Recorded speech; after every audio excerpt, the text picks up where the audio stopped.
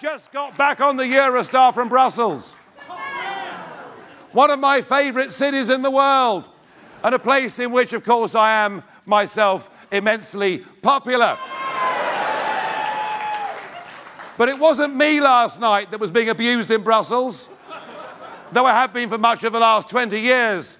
No, the abuse that was going on last night, the arrogance that was going on last night, the bullying that was going on last night, the thuggery that was going on last night was coming from unelected bureaucrats, people like Jean-Claude Juncker treating,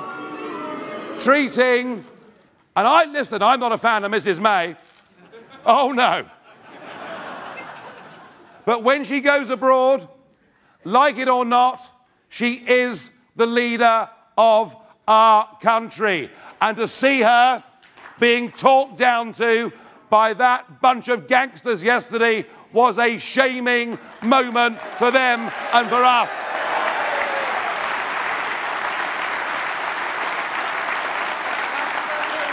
In fact, what she really should have done, she should have said, I will not be talked to like this by jumped up foreign bureaucrats, and walked out of the room. What she should have done.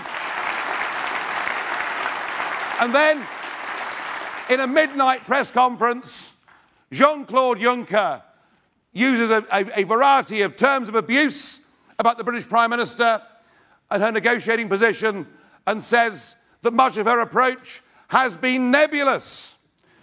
And this morning, did you see the film? She confronted him. She said, you called our approach nebulous. And Jean-Claude Juncker denied it. Well, of course he denied it. It was after a good dinner, wasn't it? But honestly, what we saw was appalling, and we've seen it from the very start. This organisation, this European Union, is not just a fundamentally undemocratic place, it's an anti-democratic place. And you know, we were told by the Remainers in the referendum that a vote to remain meant everything would stay the same. Well, think what has happened since 2016. Hungary have had their voting rights suspended. Poland have had their voting rights suspended. The new, and in my opinion, rather splendid Italian government have had their budget rejected. And now we know that when Nick Clegg, oh, I'm sorry, Sir Nick Clegg, when Sir Nick Clegg told us that it was a dangerous fantasy to imagine there'd be a European army, now the plans are clear. There will be a European army by 2025. Now the plans are clear. They will have foreign policy without veto. They will continue with their programme of expansion, and all over Europe. On the left and the centre and the right, we are seeing new political parties and movements rising up and saying, we wish to be nation states, proud of our identity, our culture, our nationality, and, most important of all, our nation-state democracy. Thank goodness we voted Leave.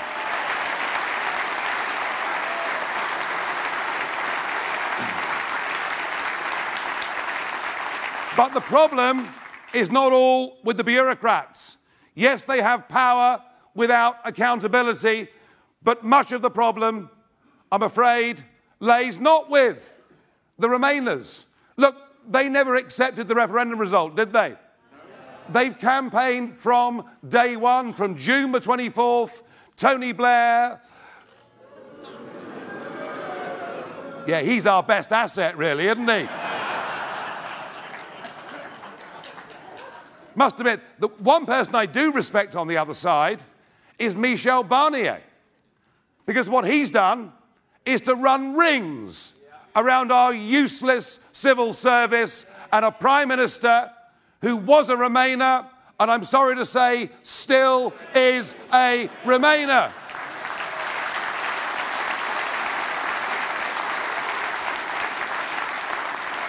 She has put together what is the worst deal in history.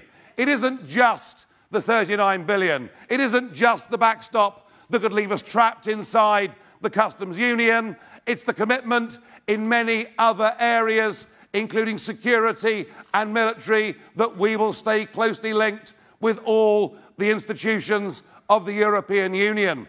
I first saw this with her Florence speech. Because remember, the Lancaster House speech was really rather good, wasn't it? I mean, there I was, hearing a British Prime Minister uttering words and phrases that I'd been abused for using for the previous 2 decades, and suddenly there she was. I thought, wow, maybe we're going to get there. But what we saw at Florence was the Prime Minister of a country who'd spent decades trying to opt out of parts of the European Union, going with a mandate to leave, trying to opt back in to parts of the European Union. And I sensed then, and I wrote and said then, that the great Brexit betrayal had begun. And I would love to think that I was wrong about this, but I don't think I am. The deal clearly is dead. I don't think there are any circumstances that are going to make Sammy Wilson vote for this deal. And nor should he. And nor should he.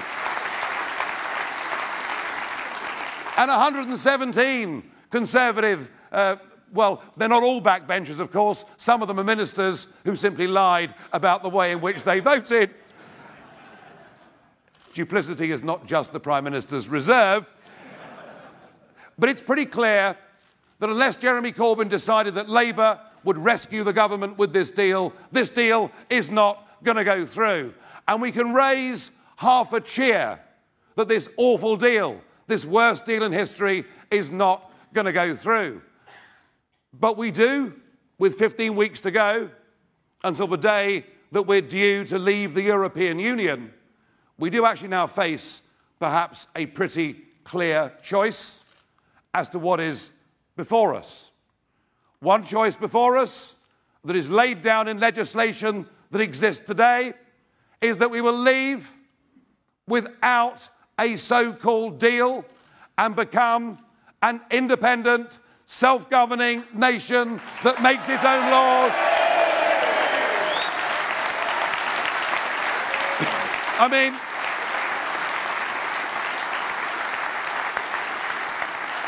no deal, no problem.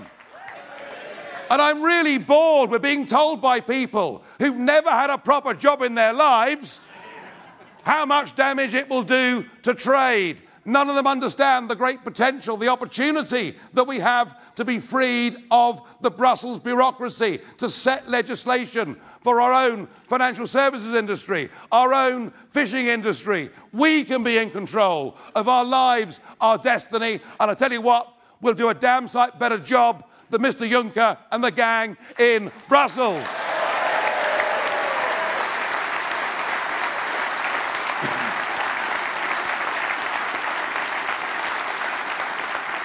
But the problem is, will this Prime Minister and will this cabinet that includes people like Philip Hammond, it's great, a new bogeyman, it's great news. Well, I'm getting bored with Blair and Ken Clarke. I've got someone new now, you know. But when you've got the Chancellor of the Exchequer describing 17.4 million people as extremists, and when the vast majority, you look very extreme, sir, I must say. But when you've got a leader, a cabinet, and a parliament like this, we can, if we want, stand here tonight and say, no deal, no problem. We can comfort ourselves that the EU Withdrawal Act is there in legislation. We can look forward to big parties starting at 11 p.m. on the 9th of the 29th of March. We can look forward to it. And by the way, I love Tim Martin, but why he's going on a pub crawl of 100 boozers round Britain and has not invited me, I don't know.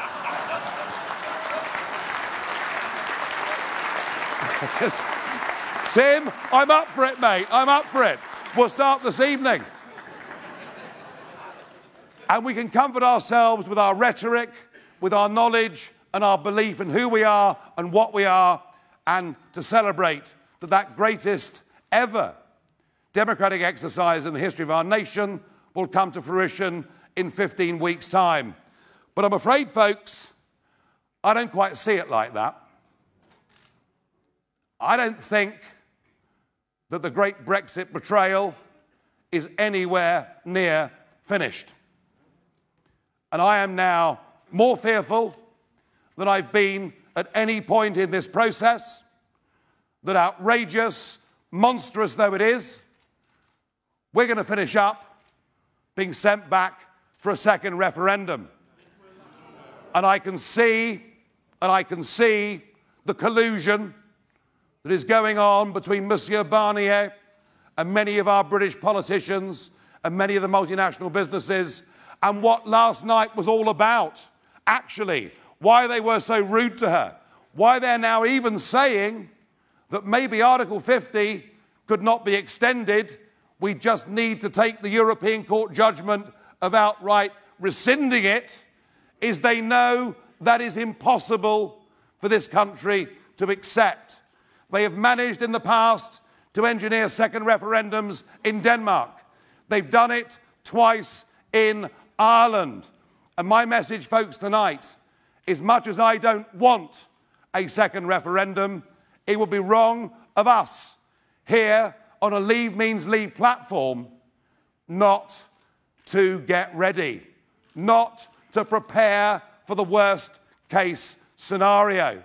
You know, we must not fail in our preparation. We really must not do that, because I fear they'll do this to us. Now, if I'm wrong, we've lost nothing. But this organisation, which I joined a few months ago, and which has held these events up and down the country, we've now got to move into a different gear. We've now got to start forming branches and active groups all over this country. We've got to be out there.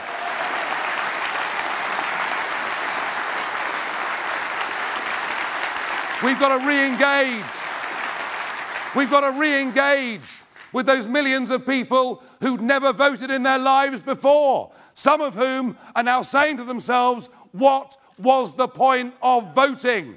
We've got to connect with them and give them hope, and many of them, particularly in the Midlands and the north of England, we have got to become the group that is ready for whatever contingency. And if all our efforts and all our money and all our preparation for whatever may come to nothing, because we leave on 11 p.m.